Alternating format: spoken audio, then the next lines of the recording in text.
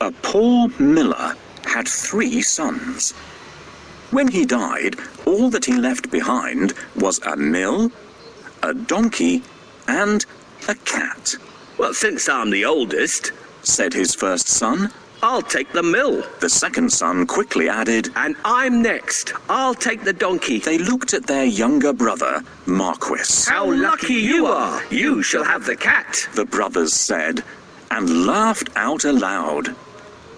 The poor fellow shook his head as his brothers left. It was not fair at all. My brothers can make a fine living with a mill and a donkey, but what about me? I'm stuck with Puss, said Marquis, wringing his hands in despair. Puss had been listening. He stretched and yawned loudly.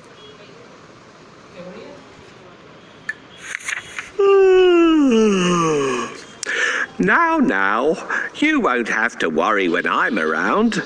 All I need is a bag and a handsome pair of boots, and I'll be able to take care of us both.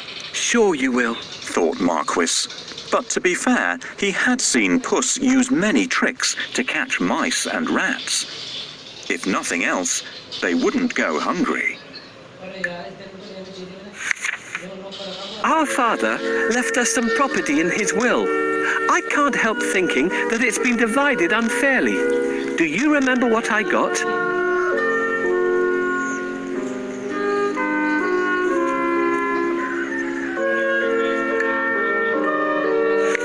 Soon, the cat was given his own pair of boots and the new bag that he had asked for. The boots fitted him perfectly, and he looked very smart. Puss packed a juicy cabbage and some bran in the bag and slung it around his neck. He polished his whiskers and set out. Puss headed straight to a spot where there were plenty of rabbits. He had a great plan in mind. Puss opened the bag wide and hid behind a tree. Soon, a rabbit came hopping by. He saw the cabbage and leapt straight into the bag. Whoosh! As quick as the wind, Puss grabbed the bag and tied it closed with a piece of string. With the rabbit in his bag, Puss walked straight over to the king's palace. He bowed low and presented him with the rabbit. Your Majesty, said Puss in Boots in a royal voice. This humble gift comes from my master, Lord Marquis of Carabas. This was a fancy name that Puss had chosen for his master. What a thoughtful gift, said the king, who loved roasted rabbit. The next time, Puss managed to catch a brace of partridges and took them once again to the king. This is wonderful. Tell your master I'm very pleased, said the king, who loved partridge stew even more. This went on for 2 months. Puss was becoming an expert at catching game, and the king was getting plumper. First, I need a bait for the rabbit. What do you think rabbits love to eat?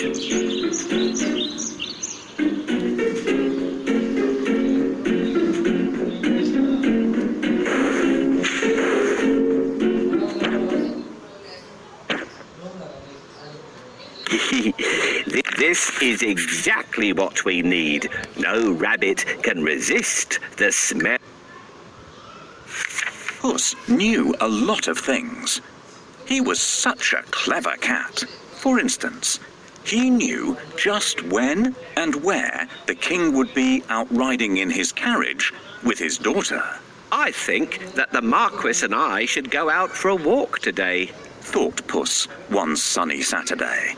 Puss took Marquis down to the riverside and spoke to his master. Today could be your lucky day. If things go to plan, you'll make a fortune, said Puss.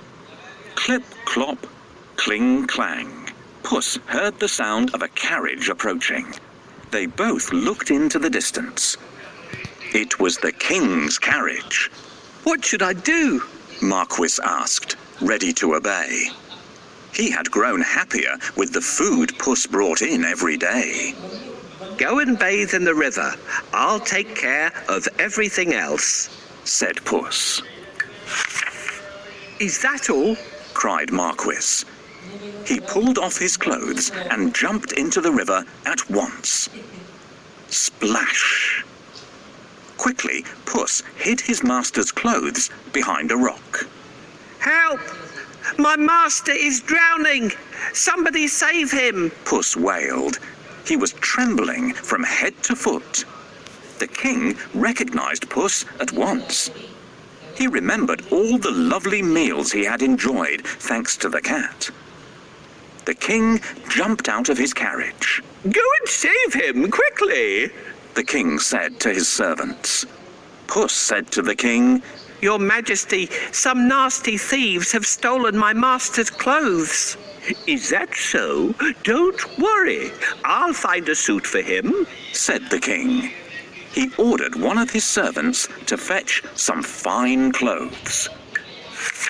Soon, Marquis was pulled out of the water, and the king's servant handed over a handsome suit for him to wear. As soon as Marquis put on those clothes, he looked just like a prince. He stood tall and handsome, and smiled shyly at the princess. Surprise, surprise, the princess fell head over heels in love with Marquis. Master, I have a great idea. All you need to do is go and bathe in the river. I will take care of the rest. Well, all right, that's easy. While he's bathing, I need to hide his clothes. Can you think of a good place to hide them?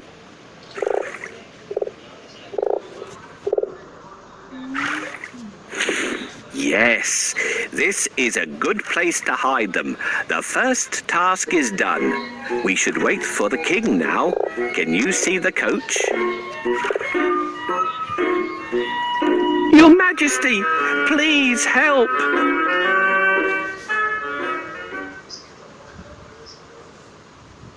Your Majesty, please help.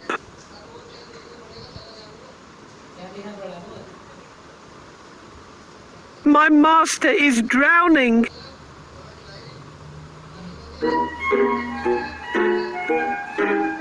Hurry up.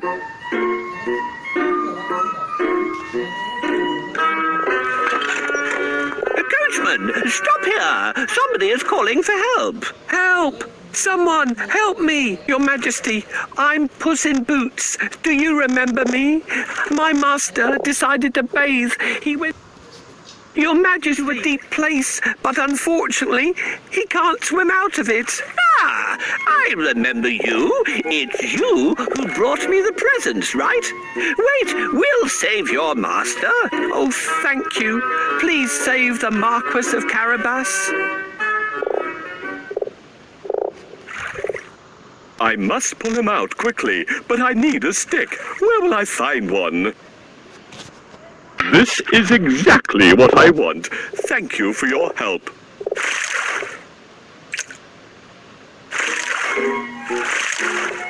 Here you are, dear Marquis of Carabas, safe on land again. Your Majesty, while my master was swimming, his wonderful suit has been stolen. Now he has no clothes to wear. I'll order one of the best suits to be sent from the royal cloakroom for your master. Thank you for your help. How can I pay you back? We would be delighted if you could join us on our journey. What do you say? Oh, of course. My master would be pleased to accompany you. Yes, I'd love to take up your offer and get better acquainted with you and your daughter. Then take a seat and let's go. I'm pleased to meet you, dear Marquis of Carabas.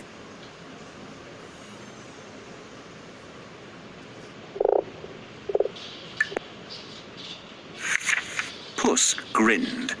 Things were going just as he had planned. But he had more work to do. If you will excuse me, I'll go and make suitable arrangements to receive our king at the castle. Puss said. Marquis was puzzled because he didn't live in a castle. But he kept quiet. Puss ran ahead and met some men mowing the fields. My good fellows, stop your work and listen.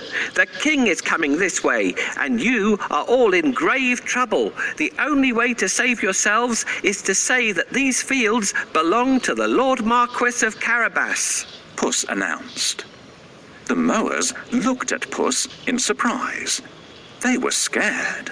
This Lord Marquis must be very powerful, they thought. They agreed to do exactly what the cat said, to save them. Puss went ahead and saw some men and women reaping grain in a field. My good fellows, you can reap later, but listen to me now.